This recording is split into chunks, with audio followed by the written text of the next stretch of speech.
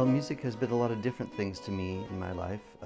When I was a kid in the 50s, I think I first heard Elvis Presley and other kinds of rock and roll, and that was my first musical inspiration, I'd say. And then I heard lots of different kinds of music later on, but when I got to high school, I took part in a little chamber choir, and that's where I heard my first Renaissance music. And when I heard that, I felt like that was something that really meant something to me. And although at the same time I was playing Beatles songs, I was also learning about John Dowland and the lute songs that he wrote. And that's what took me in the direction of the lute later. I grew up in Seattle, then I went to Europe for 30 years, and then I came back. And what I noticed for me was that I had grown up in Seattle sort of facing Europe and thinking about European music, particularly older European music.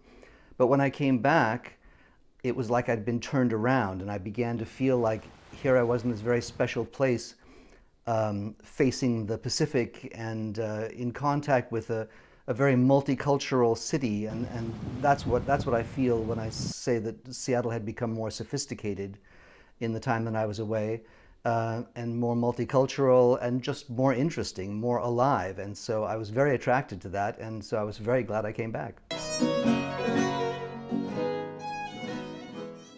I think society influences music more than music influences society. In other words, I think that music is an expression of society. But it can have a positive effect when it reaches across the aisle, you could say, when the music of one culture reaches people from a different culture or from a different demographic group. When that happens, there's a certain influence that music can have in a kind of healing way, or a kind of way of promoting the idea of integration in a more real way than just saying people live next door to each other, but now they actually share something because they share an experience.